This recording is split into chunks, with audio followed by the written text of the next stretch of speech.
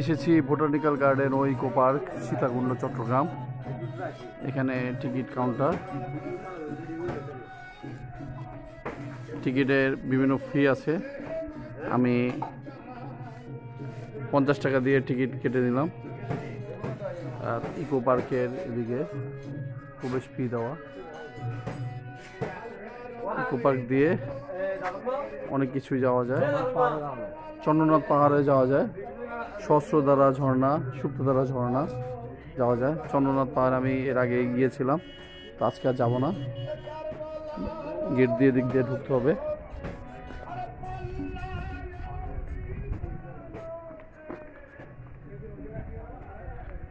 প্রশাসনিক ভবন, botanical garden ও eco park, Sitakunda, Chittagong.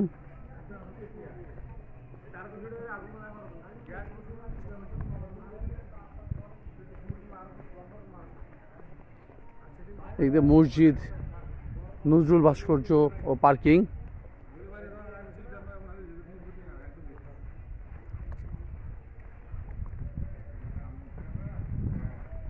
Botanical garden ও ইকো পার্কে দর্শনীয় স্থান ও দূরত্ব দেওয়া আছে। চন্দ্রনাথ মন্দির 6 কিলোমিটার, বিমান বাহিনী ক্যাম্প 3 কিলোমিটার, সহস্রধারা ঝর্ণা 2.8 kilometre, picnic spot 2 kilometre 2.6, plus অন্যান্য। তো প্রথমে আমি যাব সহস্রধারা ঝর্ণা। এদিকে বাচ্চাদের জন্য বিভিন্ন রাইডের ব্যবস্থা আছে ইকো পার্ক গেটের পাশেই। বাচ্চারা আসলে বিভিন্ন জায়গায় ঘুরতে পারবে। অনেকগুলো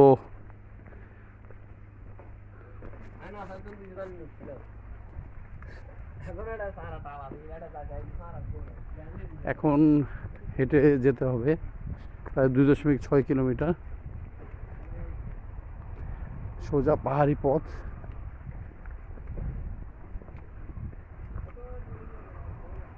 এদিক দিয়ে বসারও জায়গা, বসার জায়গা করা আছে। খুব সুন্দর পরিবেশ, প্রাকৃতিক পরিবেশ। ঢাকা শহরে থাকলে আসলে এগুলো দেখা যায় না। চিটাগাং ডিভিশনে সব জায়গায় এরকম পাহাড়, ঝর্ণা। আমি এদিক দিয়ে হেঁটে যাব। আছি অর্কিড হাউস, বোটানিক্যাল গার্ডেন ও eco park, Sitakunda. Orchid house হলো এইটা। এখানে বিভিন্ন গাছ রাখা আছে।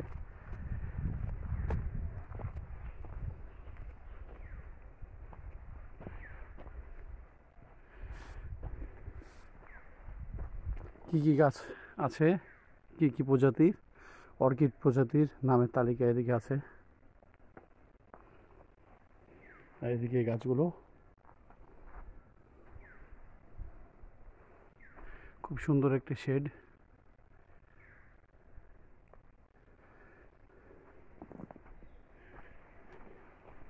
এদিকে বসার জায়গা আছে।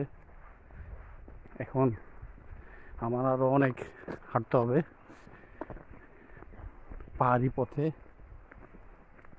হাঁটা খুব কষ্টকর, কিন্তু কিছুই করার নেই। দিক দিয়ে গাড়ি সিএনজিও যায়। দূর হাঁটার পরে প্রথম ঝর্ণার কাছাকাছি এসে বললাম, সুপ্তধারা ঝর্ণা। এদিকে বসার জায়গা আছে সুপ্তধারা ঝর্ণা। আর ডান দিক দিয়ে হলো নামতে হবে। 520 ফুট দূরত্বে। কিন্তু বর্তমানে আমি এখন যাব সহস্রধারা ঝর্ণাতে। এটা পথটা হলো এদিকে।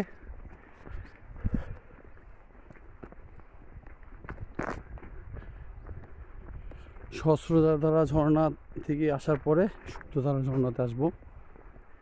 এটা পথ এদিক দিয়ে। এদিকে বসার জায়গা আছে, যে কেউ পারলে রেস্ট নিয়ে আবার হাঁটতে পারবে। এই পথ দিয়ে আর অনেক দূর যেতে হবে।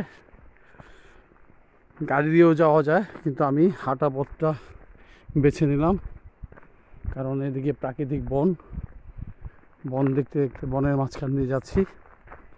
চারদিকে গাছগাছালি, জীবজন্তু বলতে এদিকে শুধুমাত্র বানরকে দেখা যায়, আর পাখি, প্রচুর পাখি দেখা যাচ্ছে। সুপ্তধারা থেকে সহস্রধারা ঝর্ণা যেতে হলে অনেক হাঁটতে হবে। যে কোনো মানুষের ট্রেকিং করার অভিজ্ঞতা থাকতে হবে বা হাঁটার অভিজ্ঞতা। প্রচুর পথ হাঁটতে হয়, ক্লান্ত হয়ে যাওয়া ছাড়া কোনো উপায় নেই, কিন্তু যেতে হবে। এরকম পাহাড়ি পথ, কিন্তু রোড করা আছে, কিন্তু নিচের থেকে এরকমভাবে পথটি এরকম উপরে উঠে গিয়েছে। অনেক পথ, অনেক, প্রায় 2.6 কিলোমিটার হাঁটার পরে সহস্রধারা ঝর্ণার কাছাকাছি এসে পড়েছি। এই পাহাড়ের থেকে অনেক নামতে হবে। এখানে অনেক বাদর দেখা যাচ্ছে, পুরো পথটাই বাদর, আর পাখি তো আছেই। এদিক দিয়ে আমরা বসার পথও আছে, সিঁড়ি দিয়ে নামতে হবে। এদিকে বাস নিয়ে সুবিধা হবে, কিন্তু আমি কোনো বাস নিব না। এদিকে বসার পথ আছে, সিএনজি বন্ধ আছে।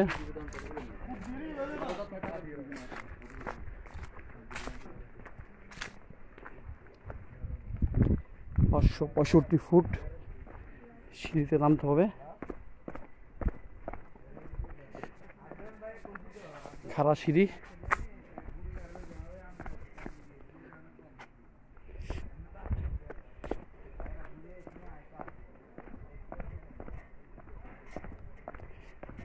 নামা খুব সহজই হয়, কিন্তু উঠাটা খুব চ্যালেঞ্জিং হয়।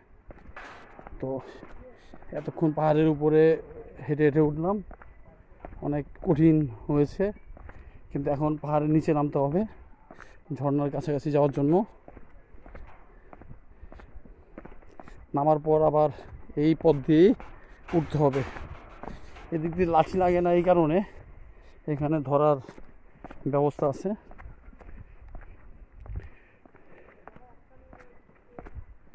এই যে দেখা যাচ্ছে একদম নিচু পর্যন্ত নামতে হবে, পুরোটাই সিঁড়ি করা।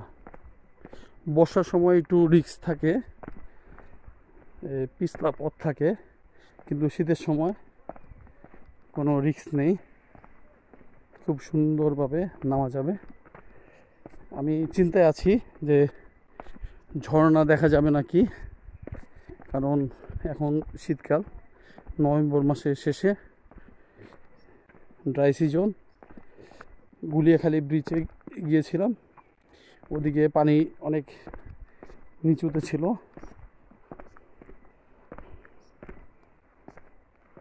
সিঁড়ি পথ নামা যতটা সহজ, উঠা ততটা কঠিন।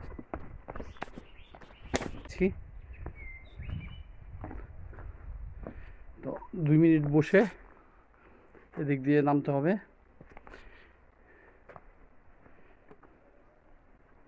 এদিক দিয়ে একদম সোজা পথ।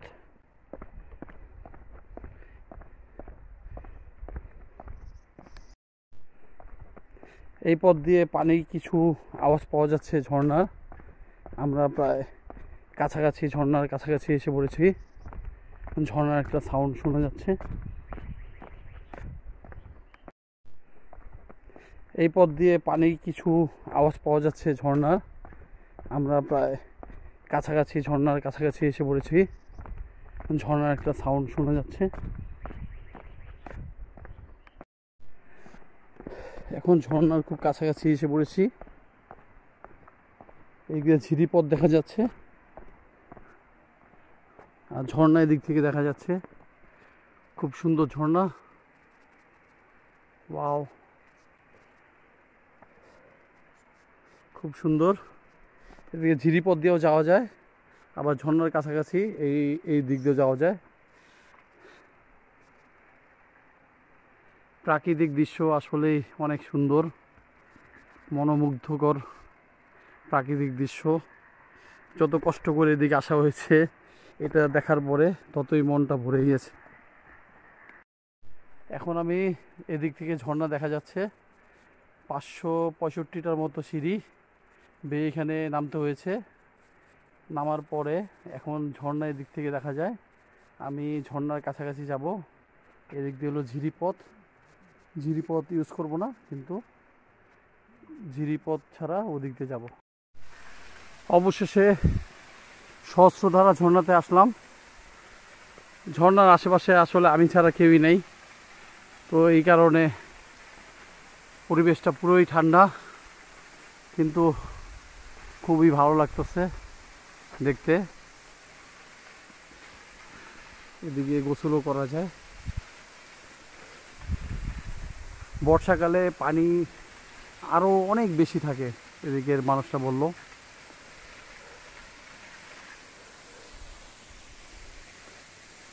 আমি মনে করেছিলাম যে ঝর্ণায় আসতে হলে ঝিরিপথ দিয়ে আসতে হবে, জুতা খুলতে হবে, কিন্তু আসলে কিছুই লাগে নাই। তো ঝর্ণা দেখার পর খুবই ভালো লাগলো। যত কষ্ট করে এদিকে এসেছি 2.6 কিলোমিটার হেঁটে পাহাড়ি পথ দিয়ে, ততই আনন্দ লাগতেছে। আসলে চিটাগাঙে সীতাকুণ্ডে আসলে দেখার মতো অনেক জায়গা আমার সত্যি মুগ্ধ করেছে। অবশেষে ঝর্ণার পাশে আসলাম, ভালোই লাগতেছে। ঝর্ণাটা আসলে অনেক সুন্দর, বর্ষাকালে পরিবেশ আরও সুন্দর লাগে।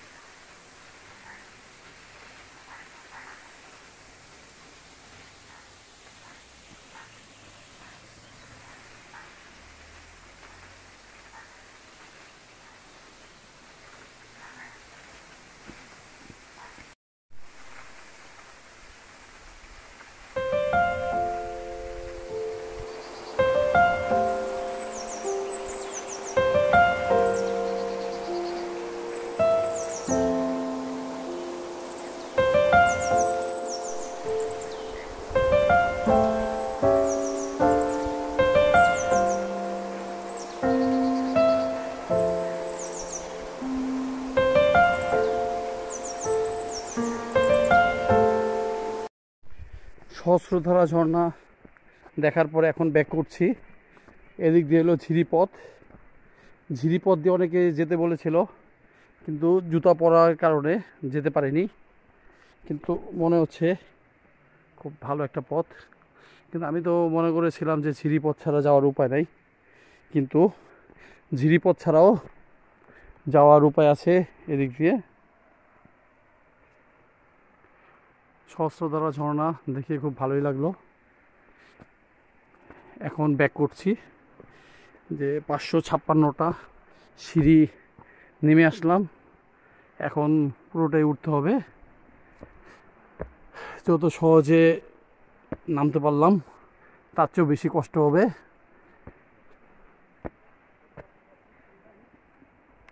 ঝর্ণা থেকে এখন যাচ্ছি সুপ্তধারা ঝর্ণা।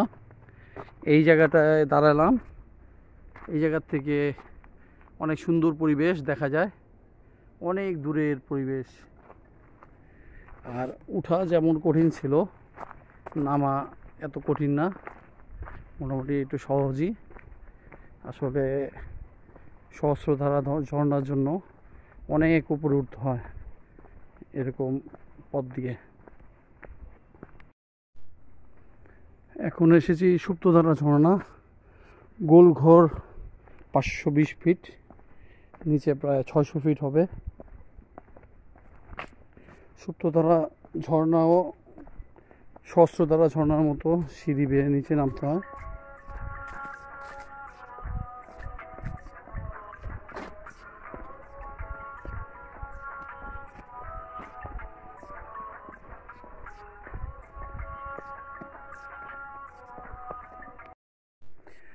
সুপ্তধারা ঝর্ণার যাওয়ার এই রোডটা আমার খুব অবাক লেগেছে। খুব খাড়া একটা পথ, এদিক দিয়ে দেখা যাচ্ছে অনেক নিচু, অনেক মানে বলে শেষ করে যাবে না। এই পথটা এরকম, আমি সাইড দিয়ে যাচ্ছি। বর্ষাকালে যাওয়ার সময় খুব কষ্ট হবে, শীতকাল দেখে যাওয়াটা মোটামুটি সহজ। পুরোপুরি একটি খাড়া পথ, ট্রেকিংয়ের জন্য খুব ভালো। যারা ট্রেকিং করতে আগ্রহী তারা এই সুপ্তধারা আর সহস্রধারা ঝর্ণা আসলে খুব খুশি হবে।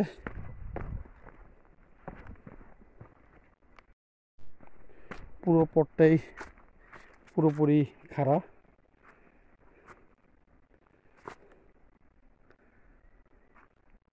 এই পথ দিয়ে নামতে হবে। পুরো পথটাই পুরোপুরি খাড়া,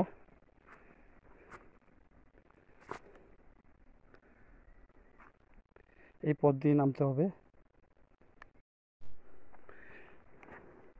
এই পথ থেকে নামলাম, নামার পর এদিকে আসছি, একটি সেতু পাওয়া গেছে।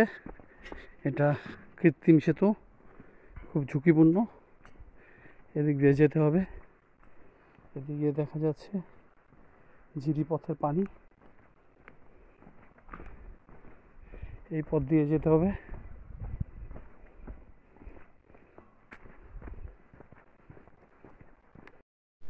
বনের মাঝখান দিয়ে যাচ্ছি, আবার এদিক দিয়েই আসতে হবে। চারদিকে বন, প্রাকৃতিক বন, মাঝখান দিয়ে রোড। এদিকে দেখা যাচ্ছে ঝিরিপথ, ঝিরিপথ দিয়ে যেতে হবে।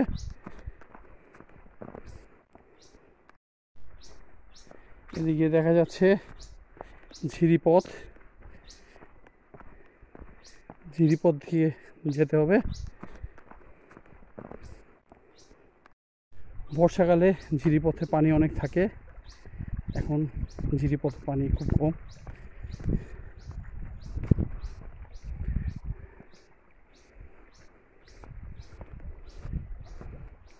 এটা ঝর্ণার পানি।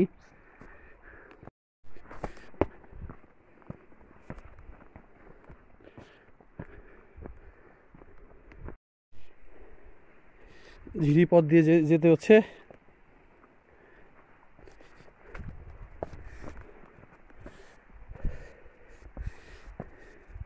ঝর্ণার প্রায় কাছাকাছি। ঝর্ণা অনেক আস্তে পানি পড়ছে, আওয়াজটিও শোনা যাচ্ছে। আসলে সহস্রধারা ঝর্ণায় অনেক পানি ছিল, এটাতে তা নাই। তারপরও অনেক কষ্ট করে এসেছি, ভালোই লাগছে। এখানে 2-3টি ঝর্ণা, এদিকে আসার পর দুজন ভাইকে পেয়েছি। এই ঝর্ণার পানি ঝিরিপথ দিয়ে যায়।